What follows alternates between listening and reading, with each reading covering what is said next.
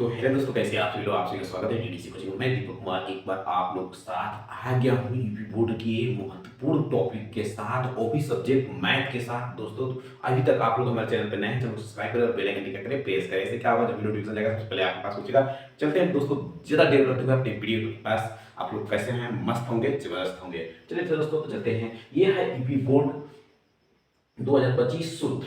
ये आप hoarding board देखकर आप पहले समझ गए वीडियो में क्या होने वाला है, क्या चीज है। पूरा संपूर्ण आपको सूत्र लेकर आ गए हैं यूपी बोर्ड 2025 के लिए। तो दोस्तों ये चैप्टर वाइज हम आपको एकदम सूत्र बताएंगे, हर एक चैप्टर से रिलेटेड आपको हर एक टॉपिक से बताएंगे। आप लोग बिल्कुल वीडियो में बने रहें। देखिए दोस्तों, तो आप लोगों को कैसे आपको ये याद करना है सूत्र के कौन चैप्टर से है, तो आप लोग कॉपी कलम लेकर तैयार हो जाए, आप बैठ जाए। ये आप लोग जबरदस्त क्लास होने वाली है बोर्ड 10वीं मैथ पेपर के लिए। दोस्तों जब तक आप सूत्र नहीं याद करते हैं, कंसेप्ट आपका याद है, क्लियर है, सूत्र क्लियर नहीं है, सूत्र याद नहीं है, तो बच्चों आप सूत्र सवाल बना ही नहीं पाएंगे। बिल्कुल 100 में 100 बता रहे हैं, आप सवाल नहीं बना पाएंगे। लेकिन जब ये वीडियो मात्र पूरा पूरा आप लोग कंप्लीट देख लेते हैं, तो आपका छुट्टियों में आपका सवाल सॉल्व हो जाएगा। देखिए दोस्तों कि बिल्कुल आप लोग इस सवाल वीडियो को पूरा कंप्लीट देखें, और जितना आप लोगों को बोर्ड का पीछे मटेरियल दिखाई दे रहा है, आप लोग हर चैप्टर वाइज देखिए। यहाँ पर वास्तविक संख्या, बहुपद, यहाँ पर दो चर वाले रेखिक समीकरण का युग्म, ये सब चैप्टर वाइज चैप्टर आपको करवाने वाले हैं। भी आप लोग कंप्लीट लेकर जाइए, अभी तक अपने दोस्तों के पास शेयर करें। और आपको नीचे अभी चैनल पर आप नीचे कोने में सब्सक्राइब बटन दिखाई देगा, सब्सक्राइब करें। अभी तक आप अपने दोस्तों के पास शेयर कर दें। चलिए दोस्तों चलते हैं। ये है पूरा हमारा क्या चीज, महत्वपूर्ण सूत्र। किस चैप्टर से? पूरा चैप्टर का, क्लास 10 का पूरा चैप्टर मैथ में जितना आता है। आप बिहार बोर्ड से यूपी बोर्ड से हैं, दोनों का सिलेबस सेम टू होता है। क्वेश्चन सूत्र बेस आप लोग देख सकते हैं, क्योंकि कल है। देखिए यहाँ से वास्तविक संख्या क्या है, वास्तविक संख्या रियल नंबर जो पहला चैप्टर है, इसका सूत्र होता है, हम बताते चलेंगे। पहला है भाज्य बराबर भाजक गुणे भागफल प्लस शेषफल। इसको कहते हैं, कभी कभी आप लोग सुने होंगे, कहता है सवाल में यूक्लिड विधि से कीजिए। यूक्लिड बराबर क्या, यहाँ से कहता है कि ए बराबर बी गुणे क्यू प्लस क्या आर। यही तो कहता है कि ए बराबर बी क्यू प्लस आर। ये है इसका सूत्र, ठीक है। दूसरा बात, हम लोग दूसरा सूत्र देखेंगे, पहली संख्या गुणे दूसरी संख्या, मौसा गुणे लसा। कितने लोग मौसा को एचसीएफ के नाम से जानते हैं, एचसीएफ के नाम से जानते हैं, और एलसीएम के नाम से जानते हैं, लसा। ठीक, क्लियर? दो सूत्र आपको क्लियर हुआ, पहला ये और दूसरा ये। अब देखिए इसको 11/625 को शांत अनुवर्तित में लिखिए। और इसके लिए प्रोसेस होता है बहुत, जो आप अभी तक वीडियो शांत वाला नहीं लिखा, थोड़ा सा हम सूत्र लिख दिए। उसके बाद बहुत सवाल पूछता है कि 2/5 में कौन शांत है कि अशांत है, या उभय 10 पर शांत कर देगा आपको करने के लिए, तो कैसे करेंगे, और शांत है कि अशांत है, पहले तो ये छांटेंगे। तो चलिए दोस्तों, तो हम बताते हैं कि 11/625 शांत अनुवर्तित में। तो पहले तो बता दें बाबू कि हर का हम लोग क्या करते हैं, हर का हम लोग एलसीएम निकालते हैं। हर का किसका बाबू, हर का। हर क्या है, 625। अब देखिए यहाँ पर लिखे हैं कि 2 के पावर n गुणे 5 के पावर n के रूप में व्यक्त किया जा सकता है, तो क्या है, शांत है। अगर देखिए 2 के पावर n, ध्यान से बात सुनिए बच्चे, 2 के पावर n हो और 5 के पावर m हो, किसी दोनों या हो या दोनों में से कोई एक हो, तो वो क्या है, शांत है। ठीक है। अब मानिए कि इन दोनों के अलावा कोई और अदर नंबर आ जाता है, 3 आ जाता है, 7 आ जाता है, 11 आ जाता है, तो क्या करेंगे, ये गलत है। ठीक है। अब चलते हैं क्वेश्चन नंबर, चैप्टर नंबर दूसरा, बहुपद। हमारा बहुपद से क्वेश्चन बनता है। तो पहला सूत्र हमारा द्विघात बहुपद। द्विघात बहुपद क्या है कि x² minus alpha plus beta कोष्ठबंध x प्लस अल्फा गुणे बीटा इक्वल 0, ये होता है। अब इसको हम देखेंगे शून्याङ्कों का योग। शून्याङ्कों का योग क्या होता है, अल्फा प्लस बीटा बराबर क्या होता है, माइनस बी बाई ए। याद रखना है। शून्याङ्कों का गुणनफल क्या होता है, तो अल्फा गुणे बीटा बराबर सी बाई ए। याद रखिए, और याद मत करिए, साथ साथ में कलम कॉपी लेकर लिखिए। जब तक आप लोग लिखेंगे नहीं तो याद नहीं होगा। ठीक है।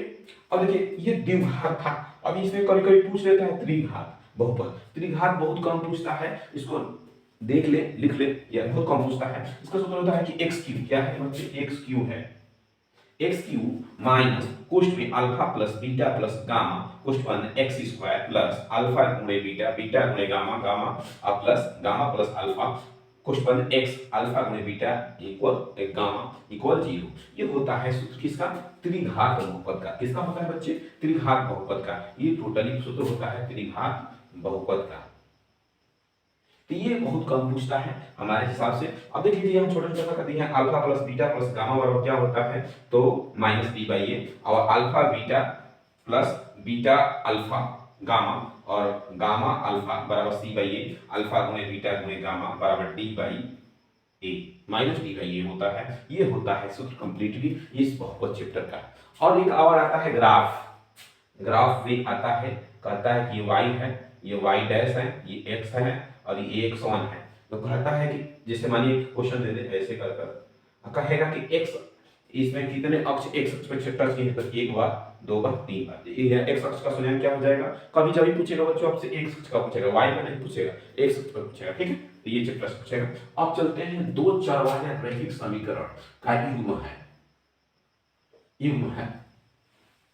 और देखिए आपको ज्यादा याद नहीं करना, बस इतना ही फोकस करना है कि आपको कैसे याद करना है। बस हम एक एक दो तीन बातों में सारा चीज समझा दिए हैं, एक लाइन दो लाइन तीन लाइन तीनों बात समझा दी है आपको। ठीक है, तो कब हमको संगत का नियत कर, देखिए शांत रहेगा, प्रतिच्छेद करेगा, समांतर रहेगा, कोई अनंत हल होगा, ये सारी बातें हम एक बार बता दिए हैं।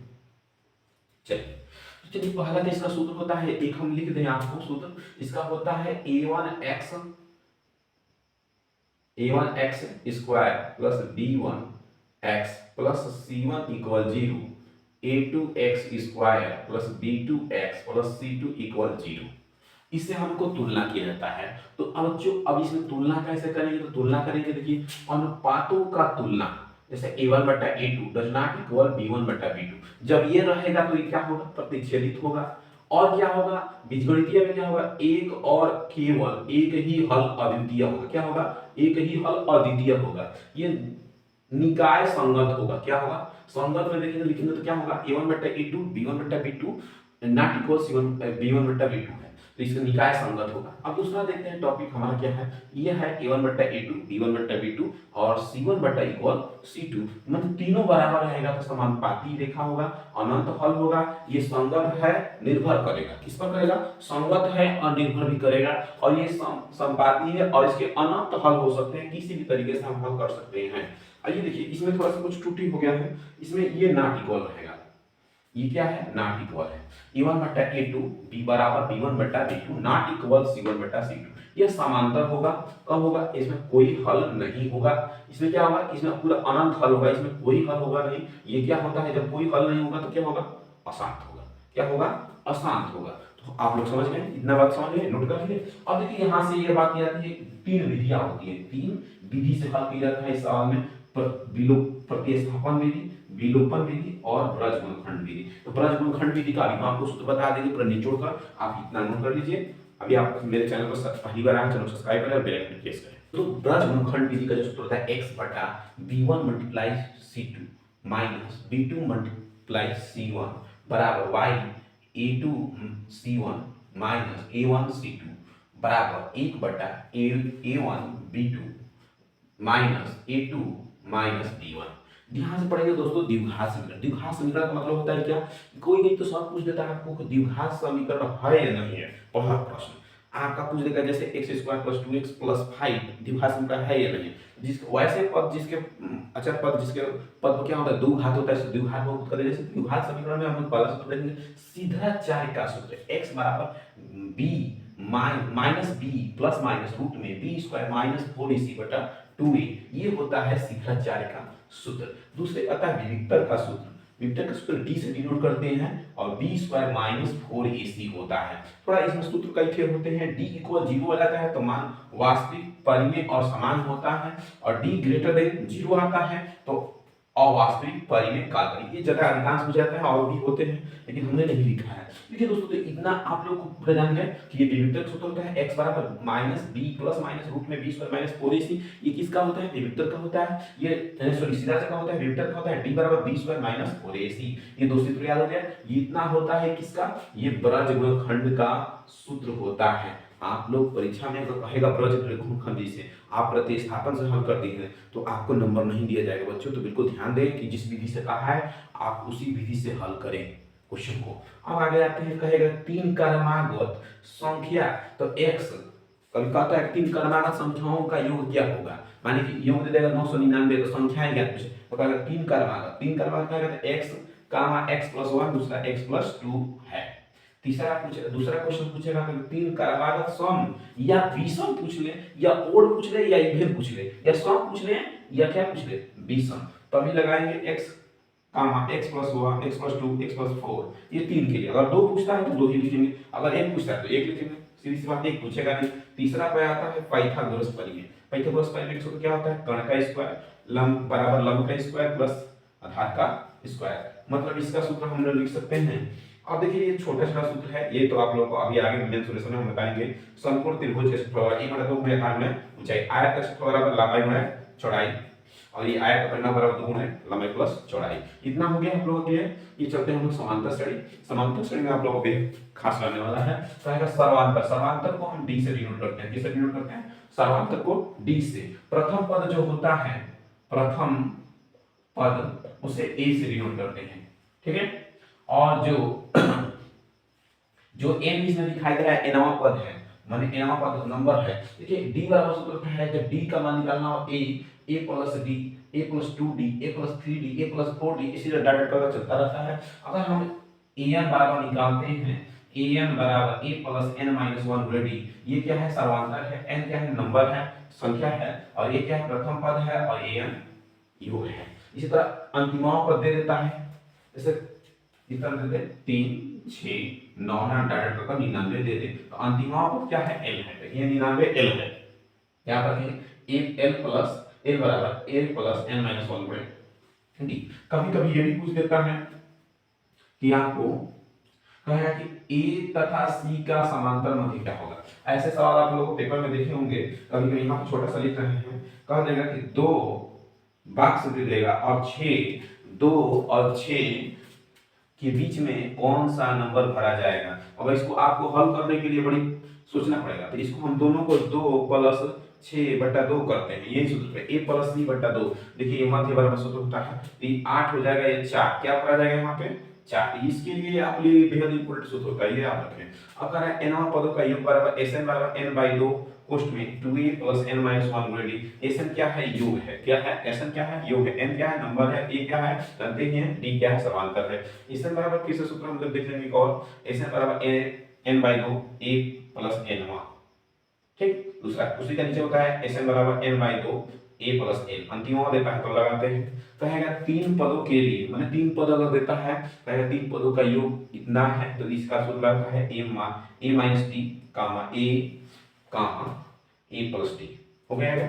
और चार पदों के लिए कहेगा तो a minus 3d, a minus d और a प्लस d और a प्लस 3d, ये होता है इसके लिए, ठीक है दोस्तों। तो अब इसके बाद हम लोग चलते हैं छठवां लेसन पे। छठवां लेसन, ठीक है दोस्तों, यहाँ से निर्देशांक ज्यामिति स्टार्ट होता है। निर्देशांक ज्यामिति का पहला सूत्र क्या होता है, तो बच्चों हम पहला सूत्र के बारे में जानेंगे। बीच की दूरी का है d से डिनोट करते हैं। सूत्र होता है रूट में x2 माइनस x1 का होल वर्ग प्लस y2 माइनस y1 का होल वर्ग। दूसरा होता है मूल बिंदु p बराबर 0 0 दिया रहेगा, नहीं तो नहीं भी दिया रहेगा, और o बराबर दिया रहेगा x y का बीच की दूरी निकालने हैं, o p बराबर रूट में x का स्क्वायर प्लस y का स्क्वायर, ठीक है।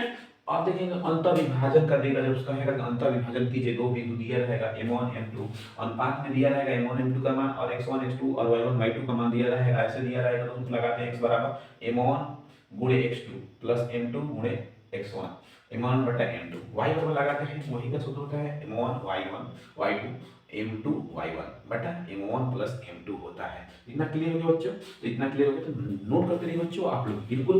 अगर चैनल नया है चैनल सब्सक्राइब करें, बेल आइकन पे प्रेस करें, जिससे क्या होगा जो भी नोटिफिकेशन यूट्यूब के माध्यम से जाएगा हमसे पहले आपके चैनल पर भाई अपलोड करेगा। आपको रात को देखना है, बहुत सारा मेहनत हो रहा है आपके लिए, क्योंकि आप हम जानते हैं कि बोर्ड का पेपर होने वाला है, तो इसीलिए आपके लिए इतना जबरदस्त क्लास लेकर आ रहे हैं दोस्तों। इसके लिए बहुत बहुत अब बट वीडियो में बिल्कुल अंतर है। मध्य बिंदु का निशान है पूछेगा, ये बिल्कुल इंपॉर्टेंट रहता है, आपको परीक्षा में मध्य बिंदु का निशान पूछता है।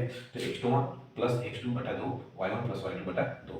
आप कहेगा कि कहीं पूछता है त्रिभुज दे देता है, त्रिभुज का देता है a b c का मान दे देता है, और कहता है त्रिभुज से ज्ञात कीजिए, तो कभी 1/2 x1 y2 minus y1 y3 को प्लस कोष्मांध रहता है y x2 होता है y3 minus y1 plus x3 कोष्ठ में y1 माइनस y2 कोष्मांध हो जाता है। कभी कभी शून्यांक, इसके बारे में हम शून्यांक भी लगाते हैं, बाद में शून्यांक हो जाता है, ये हट जाता है, इसका 2 हट जाता है, इसका हो जाता है 0।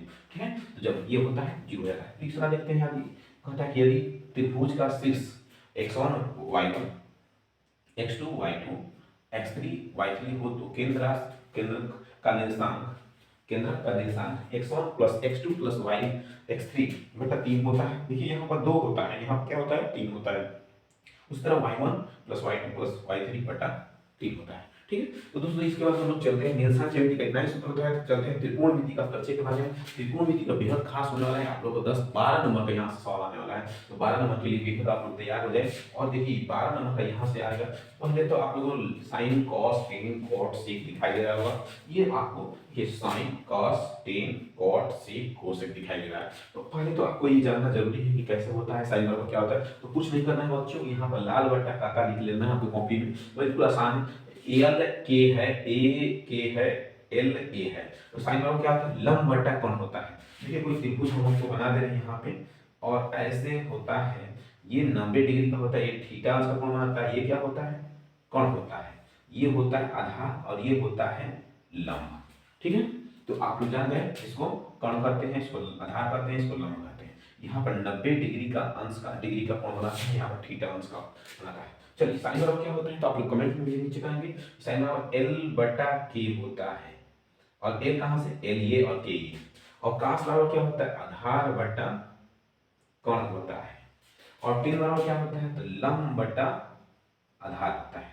अब देखिए 3 को याद करना है, 3 को जस्ट उसी का उल्टा है, इसका उल्टा ये होता है, इसका उल्टा ये होता है, इसका उल्टा ये होता है। तो पहले तो कॉट का लिख लेंगे, तो ए बटा क्या हो जाएगा एल हो जाएगा, एक सेक का क्या होगा तो के बटा क्या हो जाएगा ए हो जाएगा, ये कोसेक का क्या होगा के बटा एल होगा। ये कितना क्लियर बच्चों, तो नोट कर लीजिए। अब चलते हैं यहाँ पे। अब देखिए ये कभी कभी पूछ देता है, बहुत ज्यादा पूछता है, तो साइन बराबर क्या होता है, तो यहां से साइन है,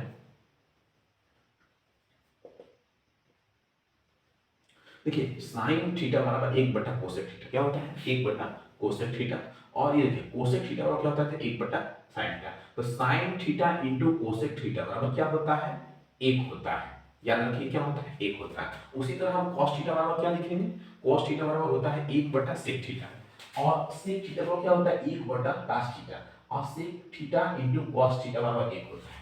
sec theta into cos theta बराबर क्या होता है 1 होता है। और tan थीटा बराबर क्या होता है 1 बटा cot थीटा होता है, cot थीटा बराबर क्या होता है तो 1 बटा tan थीटा होता है, दोनों का tan into tan theta into cot theta बराबर क्या होता है 1 होता है। अब देखिए इसको बहुत ज्यादा याद रखिए, ये इंपॉर्टेंट है आपके परीक्षा के दृष्टि से, VVI कह सकते हैं, वेरी इंपॉर्टेंट क्वेश्चन है, क्योंकि tan थीटा को इसमें तोड़ सकते हैं तो बहुत क्वेश्चन आता है, क्या tan स्क्वायर को इसमें तोड़ सकते हैं, दोनों बात सुन लीजिए। tan थीटा को हम तोड़ेंगे sin बटा cos में, और cot थीटा पूछेगा तो cos बटा sin, उसी का उल्टा।